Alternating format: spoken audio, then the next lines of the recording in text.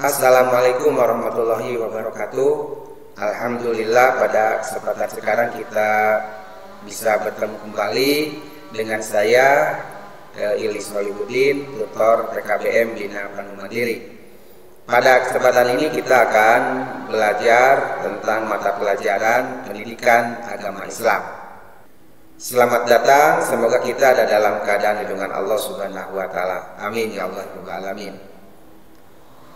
Pelajaran PAI pada kali ini adalah untuk kelas 6 ya, atau berada di kesetaraan di paket A, yang tujuan pembelajaran pada kali ini kita akan berbicara tentang kisah Nabi Zakaria, yang tentu saja warga belajar dapat memahami asal daerah dari yang dalam sejarah untuk Nabi Zakaria, yang kemudian juga bagaimana keadaan keluarganya, bagaimana kehidupan kesehariannya, dan warga belajar harus dapat mengetahui bagaimana cara hidup beliau yang bisa kita ambil atau kita teladani atau kita contohi, yang dapat kita lakukan dalam kehidupan keseharian. Kita mulai dari kisah keteladanan Nabi Zakaria ini. Nabi Zakaria adalah berasal dari negara Bani Israel, ya, kalau sekarang Israel, yang merupakan kehidupan beliau itu berada di negeri Palestina, ya, sehingga beliau hidup pada awal-awal sebelum Masehi, ya, hidupannya.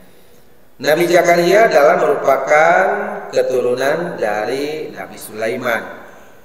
Jadi masih ada darah daging kenabian.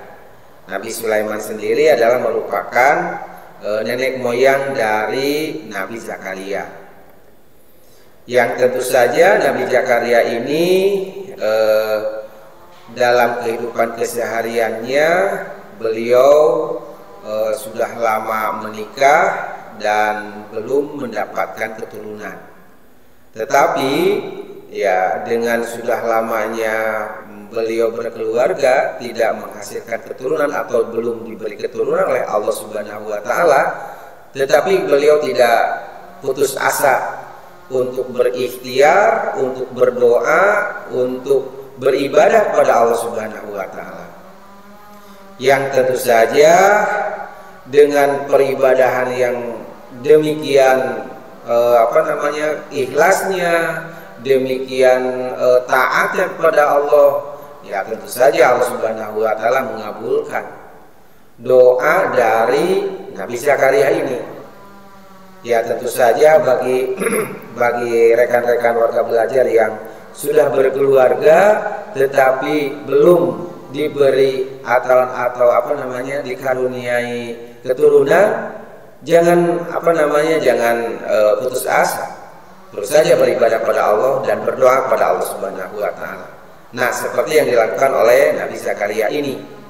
Sehingga dengan lama-kelamaan dia beribadah terus-menerus, berikhtiar terus-menerus, berdoa terus-menerus, Allah pun mengabulkannya, ya. Walaupun dalam keadaan Nabi Zakaria itu sudah tua.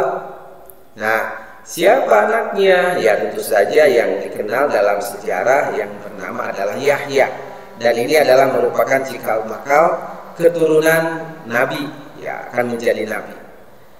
Nabi Zakaria ya khawatir atas peninggalnya tidak ada yang melanjutkan kehidupan beragama, sehingga kembali berperilaku untuk menyembah berhala. Nah, inilah salah satu kekhawatiran Nabi Zakaria, berkeinginan untuk mendapatkan keturunan supaya ada yang melanjutkan cerita hidup yang yang taat kepada Allah Subhanahu wa taala. Maka dengan demikian, inilah salah satu latar belakang kenapa Nabi Zakaria walaupun sudah tua dia berkeinginan untuk mendapatkan keturunan.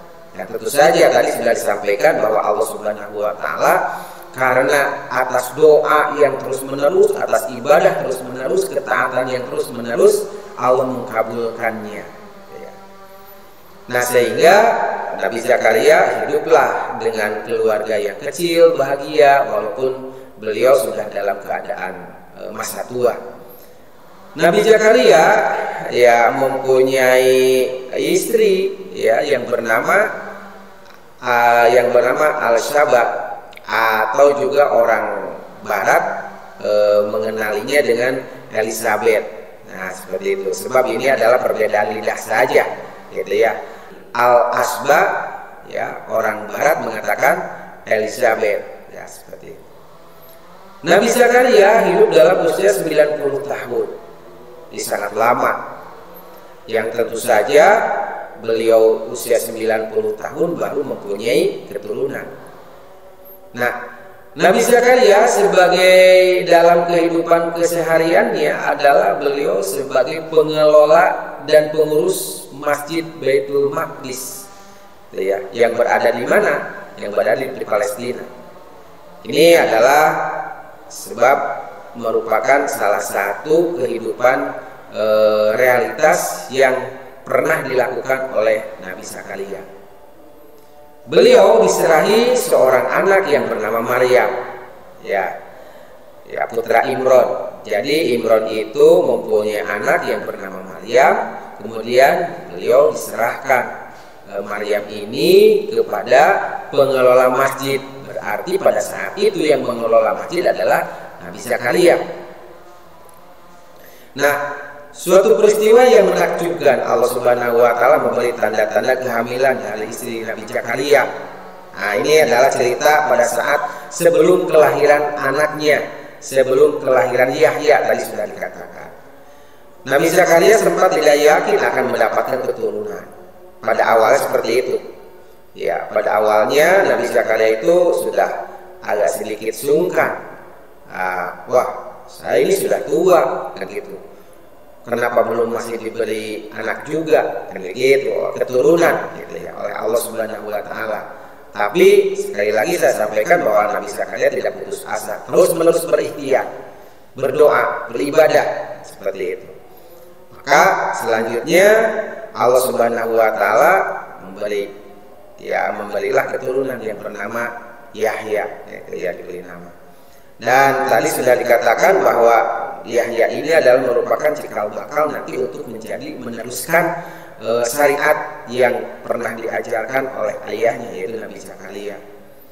Nah, pada saat dia akan mendapatkan keturunan, gitu ya, Allah Subhanahu wa taala memberikan tanda-tanda, gitu ya, bahwa janganlah kau bicara selama 3 hari. Nah, begitu. Ini adalah merupakan salah satu tanda-tanda yang akan diberikan oleh Allah karunia keturunan. Nah, kemudian itulah salah satu cerita dari Nabi Zakaria. Ya. Hikmah apa yang dapat kita ambil dari kisah Nabi Zakaria ini? Pertama adalah kita sebagai manusia jangan hidup putus asa. Kalau cita-cita kita belum tersampaikan, ya, belum terkabulkan, terus saja ikhtiar. Jangan berhenti sampai cita-cita yang kita inginkan itu sampai terlaksana.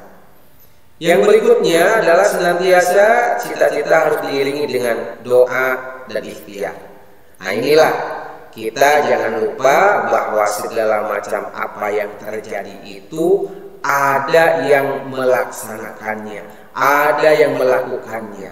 Ya, ini siapa? Allah Subhanahu wa taala. Tentu saja hal seperti itu tidak akan terjadi, tidak akan terungkap manakala kita tidak meminta kepada yang mempunyai zatnya. Kalau saja kita tidak meminta kepada yang mempunyai zat itu, tentu saja tidak akan diberikan. Nah, salah satu meminta kepada zat Allah adalah dengan berdoa. Dan jangan lupa memakai ikhtiar juga. Ya, jangankan hal sesuatu yang di luar dugaan kita, sesuatu yang sudah berada di hadapan kita, kalau tidak diikhtiarkan tidak akan terjadi. Contoh misalnya makan, nasi sudah ada di meja. Apakah nasi akan sampai ke mulut? Tentu saja tidak. tapi harus diikhtiarkan. Apa? Ya disuapkan oleh tangan kita. Nah itu suap itu adalah ikhtiar. Nah selanjutnya pada saat terkabulkan senantiasa tetap terus untuk beribadah kepada Allah. Nah ini adalah penyakit manusia. Kadang-kadang kalau sudah terkabulkan apa yang kita cita-citakan, suka lupa kepada yang pernah atau yang memberi, yang mengabulkan doa kita adalah Allah Subhanahu wa Ta'ala. Jangan sampai seperti itu, sebab itu tidak dicontohkan oleh Nabi Zakaria. Walaupun sudah tercapai cita-cita ibadah, ketaatan, tetap harus terus jalan. Nah, oleh karenanya Bapak Ibu sekalian, para warga belajar, silahkan lanjutkan pembelajaran yang lain. Ya, saya sampaikan terima kasih. Jangan lupa setelah menyimak materi ini langsung menjawab pertanyaan-pertanyaan yang akan memberikan penilaian kepada kita semua. Sekali lagi saya sampaikan terima kasih. Billahi taufiq wal hidayah. Wassalamualaikum warahmatullahi wabarakatuh.